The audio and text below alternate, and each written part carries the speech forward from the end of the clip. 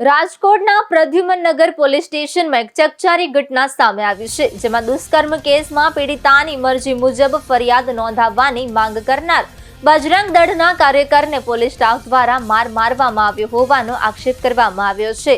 ઇજાગ્રસ્ત કાર્યકરને સારવાર અર્થે સિવિલ હોસ્પિટલમાં ખસેડવામાં આવ્યો છે।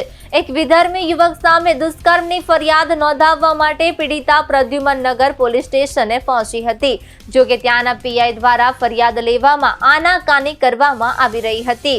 આ મામલે ન્યાય મેળવવા માટે પોલીસ કમિશનર સમક્ષ રજૂઆત કરવામાં આવી હતી, પરંતુ પીડિતાનો આક્ષેપ છે કે પ્રદ્યુમનનગર પોલીસ સ્ટેશનના પીઆઈ દ્વારા તેના વર્ણન મુજબની ફરિયાદ લેવાને બદલે પોલીસે પોતે તૈયાર કરેલા ડ્રાફ્ટ મુજબ જ ફરિયાદ નોંધવાનો આગ્રહ રાખ્યો હતો।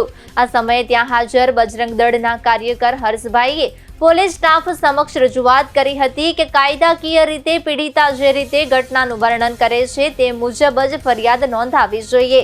આ બાબતે પોલીસ અને કાર્યકર વચ્ચે બોલાચાલી થઈ હતી। આક્ષેપ છે કે ઉશ્કેરાયેલા પોલીસ સ્ટાફે હર્ષભાઈનો બજરંગ દળનો ખેસ ખેંચી લીધો હતો અને તેમને અન્ય રૂમમાં લઈ જઈ ઢોર માર્યો હતો।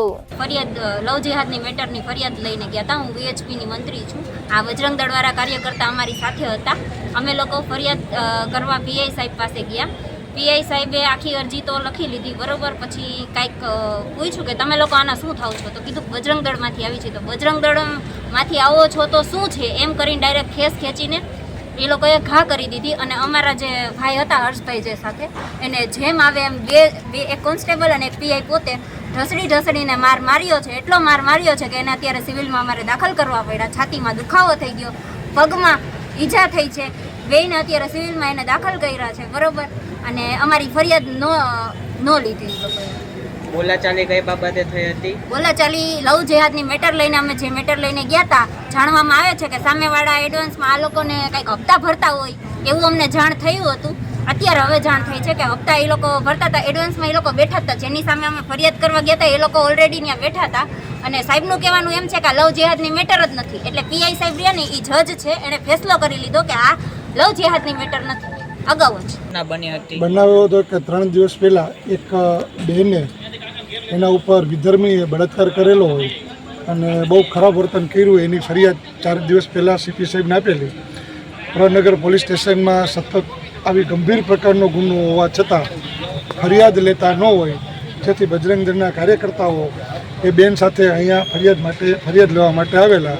ત્યારે ત્યાં પોલીસ ઇન્સ્પેક્ટર સાહેબ, પીએસઆઈ સાહેબ અને એની સાથેના 2 પોલીસ અધિકારી એ ત્યાં ઉભેલા અને બજરંગ દળના કાર્યકર્તા એને સાથે લઈને બેન આવેલા। બજરંગ દળને એને વિસંધુ ફરિયાદ આવવાની એટલા માટે જરૂર પડી કે 4 દિવસ ત્યાં કોઈ ઉપર બળાત્કાર થયો હોય અને જો એની ફરિયાદ પોલીસ ન લે, આનાથી ગંભીર ઘટના ગણાય શું, એના માટે આવ્યા હતા। પોતાનું ઢાંકવા માટે બજરંગ દળના કાર્યકર્તાને એમ પૂછ્યું કે ભાઈ તમે શું આવ્યા? એમને કીધું કે આ બેન સાથે હું ફરિયાદ કરવા આવ્યો છું।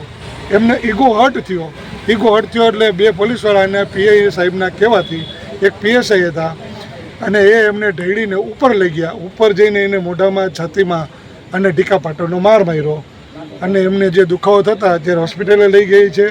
પરંતુ ખરેખર પ્રનગર પોલીસ સ્ટેશનની ગંભીરતા, એક બળાત્કાર જેવી ફરિયાદ જો ન લેતા હોય તો આનાથી ગંભીર ગણાય શું।